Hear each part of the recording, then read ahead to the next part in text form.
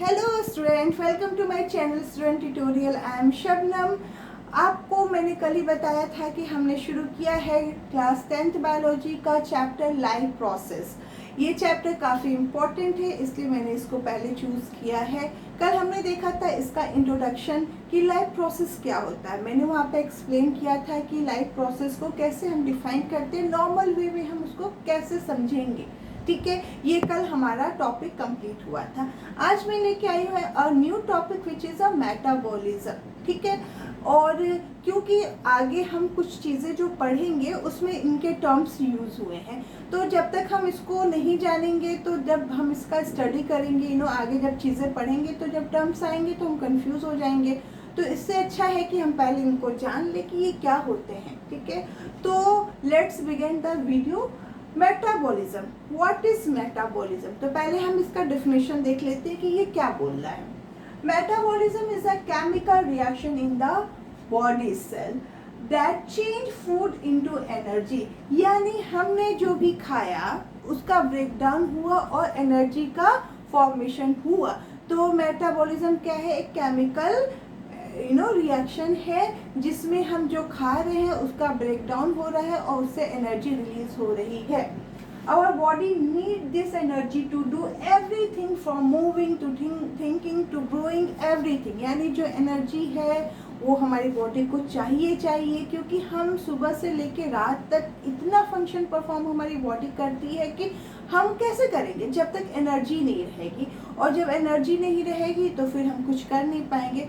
तो इस एनर्जी को फुलफिल करने के लिए हमें खाना बहुत ज़रूरी है। जब हम खाएंगे तो उसी का ब्रेकडाउन होगा और उसी से एनर्जी रिलीज होगी जो फुलफिल करेगी हर एक रिक्वायरमेंट हमारी बॉडी की। हम यहाँ पे जो बातें कर रहे हैं, हम यहाँ पे जो सोच रहे हैं, जो पढ़ा रहे हैं, ग्रोथ है, हर एक चीज़ डिपेंड ऑन द एनर्जी। जो हमारी बॉडी में फंक्शन हो रहे हैं सब कुछ एनर्जी पे डिपेंड है। फॉर एग्जाम्पल, हमने सुबह खाया प्रोटीन रिच फूड खा लिया, ये हमारा फूड है नाश्ते में। ठीक है, ब्रेकफास्ट में मैंने ये खाया, अब इसका ब्रेक डाउन हुआ। क्या हुआ? ब्रेक डाउन हो गया, और ब्रेक डाउन होके क्या बना? एनर्जी बना। ठीक है, और यही एनर्जी जो है हमारी बॉडी में यूटिलाइज किया, जो भी फंक्शन हमारी बॉडी में चल रहा है उसको कंप्लीट करने के लिए। ठीक है, समझ गए? उसके बाद हम आते हैं सेकेंड डेफिनेशन क्या बोलती है। All the chemical process that go on continuously inside our body to keep alive and your organ functionally normally। यानी हमको जिंदा रहने के लिए और हमारी बॉडी में जितने भी ऑर्गन हैं उनको नॉर्मल फंक्शन करने के लिए, चाहे वो ब्रीथिंग हो, चाहे वो सर्कुलेशन हो, डाइजेशन हो, रिप्रोडक्शन हो, एक्सक्रीशन हो, जो भी प्रोसेस हमारी बॉडी में चल रही है और हमें जिंदा रख रही है, उन सब को चलाने के लिए, नॉर्मली चलाने के लिए और हमें जिंदा रखने के लिए एनर्जी बहुत ज़रूरी है, यानी खाना बहुत ज़रूरी है। इसलिए प्लीज़ आप लोग अच्छा खाया करें ताकि आपकी बॉडी को एनर्जी मिले और आपके सारे फंक्शन अच्छे से चले। ठीक है, तो ये क्या हम लोगों ने समझा कि मेटाबॉलिज्म जो होता है एक केमिकल प्रोसेस होता है जो हमारे लिए गए फूड को ब्रेक डाउन करके एनर्जी को निकालता है, और वो एनर्जी जो यूज़ होती है हमारी बॉडी को चलाने के लिए, जिंदा रहने के लिए, और जो भी फंक्शन हमारी बॉडी में चल रही है उनको नॉर्मली चलाने के लिए। समझ में आया? ये है हमारा मेटाबॉलिज्म की डेफिनेशन। इतना क्लियर हो गया? उसके बाद हम देखते हैं कि 2 टाइप के मेटाबॉलिज्म होते हैं, एनाबॉलिज्म और कैटाबॉलिज्म। ठीक है, फर्स्ट हम लेते हैं anabolism. It involve the joining of smaller molecules into large one, use up energy. यानी हम यहाँ पे एनर्जी का यूज़ करते हैं और स्मॉल जो भी पार्टिकल है उनको इकट्ठा करके बनाते हैं एक लार्ज मॉलिक्यूल्स, और यहाँ पे एनर्जी यूज़ होती है। तो कुछ समझ में आया कि क्या बोल रहा है ये? यानी यहाँ पे हम एनर्जी को सिंथेसाइज करते हैं। क्या करते हैं? हम यहाँ पे एनर्जी का सिंथेसाइज करते हैं, यानी हम एनर्जी को बनाते हैं। तो हम कुछ सोचना पड़ेगा ना कि क्या एनर्जी कहाँ पे बन रही है। क्या ऐसे छोटे मॉलिक्यूल्स जो होते हैं कंबाइंड होके एक बड़ा मॉलिक्यूल्स बनाता है और जिसमें एनर्जी सिंथेसाइज हो रही है यानी यूज़ हो रही है। तो हम एग्जाम्पल लेते हैं फोटोसिंथेसिस का, यानी yes you are right, plant भी मेटाबॉलिज्म का रिएक्शन शो करते हैं। हम एनिमल की तरह वो भी ढेर सारे फंक्शन परफॉर्म करते हैं। तो हम लेते हैं photosynthesis. Photosynthesis is the example of anabolism. ये क्या है? एनाबॉलिज्म का एग्जाम्पल है, ठीक है, ओके। इसमें क्या होता है? Carbon dioxide plus water and plus energy ATP के फॉर्म में, ये सब मिलके क्या बनाता है? Glucose C6H12O6। ये प्रोसेस होती है फोटोसिंथेसिस में, जिसमें स्मॉल मॉलिक्यूल्स जो होते हैं चेंज हो जाते हैं लार्ज मॉलिक्यूल्स में, और यहाँ पे एनर्जी क्या हो रही है? सिंथेसाइज हो रही है।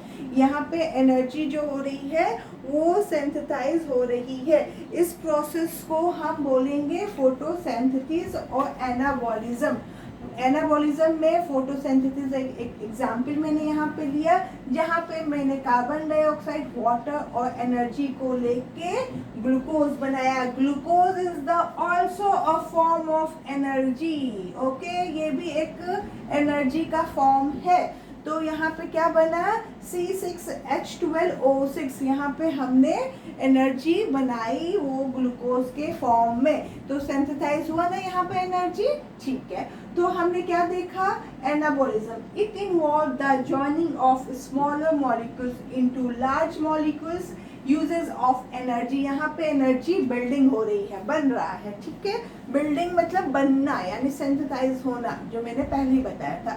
तो हमने क्या लिया? फर्स्ट जो एनाबॉलिज्म लिया, उसमें हमने फोटोसिंथेसिस का एक अच्छा सा एग्जाम्पल लिया, ठीक है। उसके बाद हम आते हैं कैटाबॉलिज्म, ठीक है। तो हम यहाँ पे कैटाबॉलिज्म की रिएक्शन देखेंगे। कैटाबॉलिज्म का क्या डिफिनेशन बता रहा है?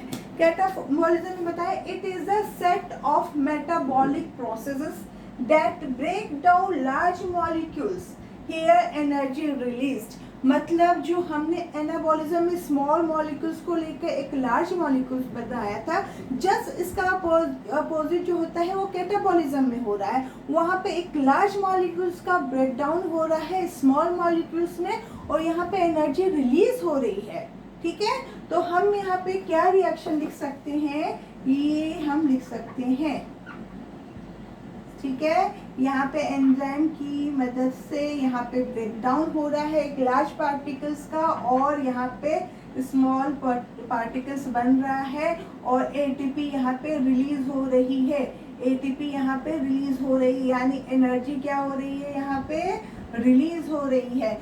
और एक बिग मॉलिक्यूल्स का ब्रेकडाउन हो रहा है एंजाइम की प्रेजेंस में, कार्बन डाइऑक्साइड एंड वाटर में, यानी कार्बन डाइऑक्साइड यहाँ पे रिलीज हो रही है, बन रही है।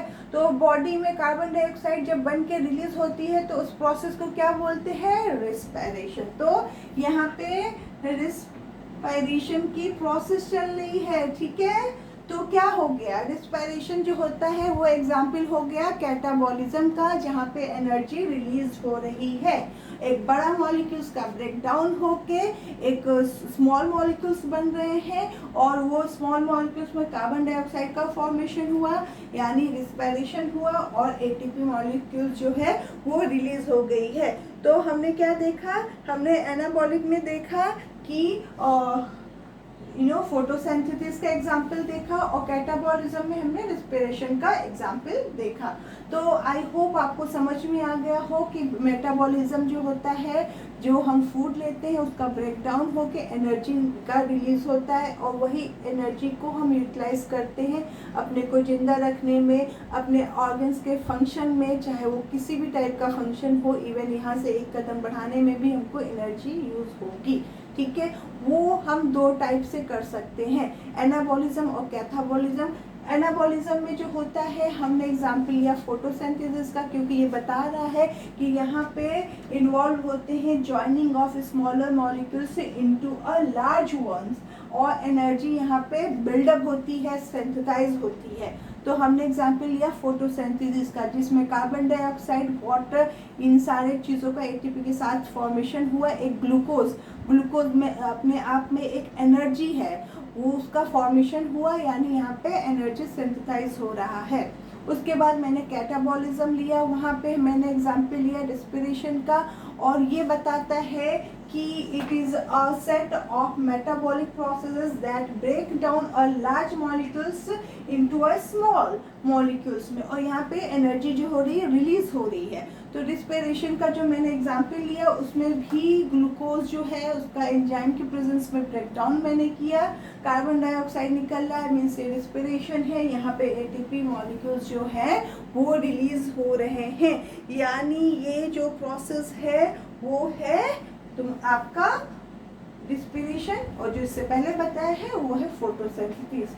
तो आई होप आपको ये समझ में आ गया हो। जब हम फोटोसिंथेसिस पढ़ेंगे या रिस्पिरेशन पढ़ेंगे तो वहाँ पे यही टर्म्स यूज होगा, एनाबॉलिज्म और कैटाबॉलिज्म। तो आपको पता होना चाहिए कि यहाँ पे क्या हो रहा है, यहाँ पे एनर्जी बन रही है और यहाँ पे एनर्जी रिलीज हो रही है। ठीक है, तो आई होप आपको ये टॉपिक पसंद आया हो और समझ में भी आया हो। प्लीज़ हमारे जो चैनल है उसको लाइक एंड सब्सक्राइब करें। Thank you for watching.